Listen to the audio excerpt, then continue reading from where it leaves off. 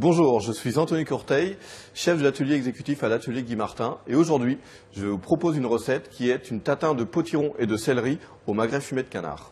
Pour réaliser cette recette, nous avons besoin d'un magret de canard fumé, d'un morceau de potiron, d'un morceau de céleri rave, du beurre, un rond de pâte feuilletée, un filet d'huile de noix, quelques brins de cerfeuil, de la roquette et d'un tout petit peu de miel pour mettre au fond de la cocotte pour la tatin. Pour réaliser cette tatin de potiron et de céleri, nous allons tout simplement commencer à peler le céleri en retirant l'excédent de peau qui se trouve sur le céleri, comme ceci. Voici pour le céleri. Nous allons effectuer la même chose pour le potiron. On retire la peau.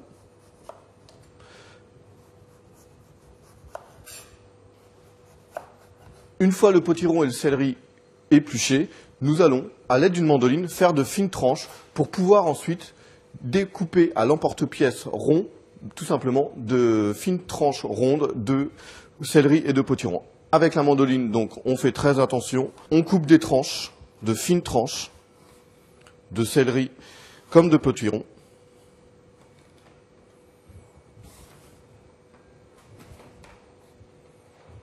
Ensuite, avec l'emporte-pièce rond, nous allons faire tout simplement des petits cercles, des disques de céleri, de potiron, regardez, qui vont nous permettre tout à l'heure de réaliser la tarte tatin. J'en ai quelques-uns pour le céleri, je vais en faire d'autres pour le potiron. Si vous n'avez pas de petit emporte-pièce rond, coupez les fines tranches de potiron et de céleri en forme de carré. Pour le montage de la tarte tatin, moi je préconise une petite cocotte. On peut aussi réaliser sa tatin dans un moule à tarte avec un fond. Pour le montage de la tarte tatin, au fond, toujours mettre un papier sulfurisé de la forme du fond du récipient pour pouvoir décoller et retirer plus facilement la tatin. Ensuite, il y a un peu de beurre, un peu de miel et on va faire une jolie rosace en intercalant les couleurs. Donc, un rond de potiron, un rond de céleri, un rond de potiron, un rond de céleri, et ainsi de suite, en formant une rosace et en les superposant les unes aux autres. Bien remplir son récipient, puisque en cuisson, ça va réduire énormément. Et le problème qui va se passer en réduisant, si on n'a pas suffisamment, on va vraiment avoir une galette de tarte tatin. Alors, une fois bien rempli, on va pouvoir mettre au four, compter environ 15 minutes. Et ensuite, on va le retirer et on posera notre disque de pâte feuilletée. Et à nouveau, 15 minutes de cuisson avec la pâte feuilletée. Pendant ce temps-là, nous allons couper en petits morceaux, en brunoise exactement, le magret de canard fumé. On va couper le magret de canard en deux. Ensuite, on va faire de fines tranches.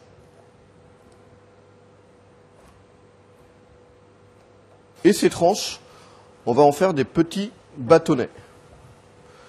Et ces petits bâtonnets, à nouveau, en petits cubes, en brunoise exactement, le terme spécifique. On va mélanger à cette brunoise de canard un peu de salade roquette et on va assaisonner le tout avec un filet d'huile de noix.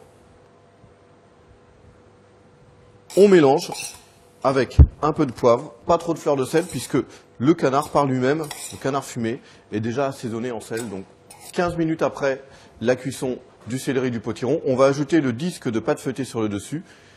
Et on reporte à nouveau en cuisson pour cuire ce disque de pâte feuilletée. Même température, 180 degrés pendant 12 à 15 minutes. 15 minutes après, la tarte tatin est cuite. Regardez, la pâte feuilletée est bien colorée. On a juste à la retourner en faisant attention. Il faut qu'elle soit tiède pour pouvoir la démouler. C'est toujours plus pratique. Et voilà. Le fait d'avoir mis le papier sulfurisé, ça me permet de décoller plus facilement. La tarte tatin prête, on va pouvoir la déposer en assiette. Toujours intéressant, il faut qu'elle soit tiède pour pouvoir la déguster. Donc démouler une tarte tatin tiède et non froide. Parce que froide, elle risque de coller. Tiède, elle va plus facilement se démouler de son récipient, de la cocotte ou du fond de tarte. Et ensuite, sur cette tatin, on a juste à ajouter le petit mélange de salade avec les magrets de canard fumé en hauteur. Voilà, maintenant vous savez réaliser une tarte tatin au céleri et potiron avec du magret de canard fumé.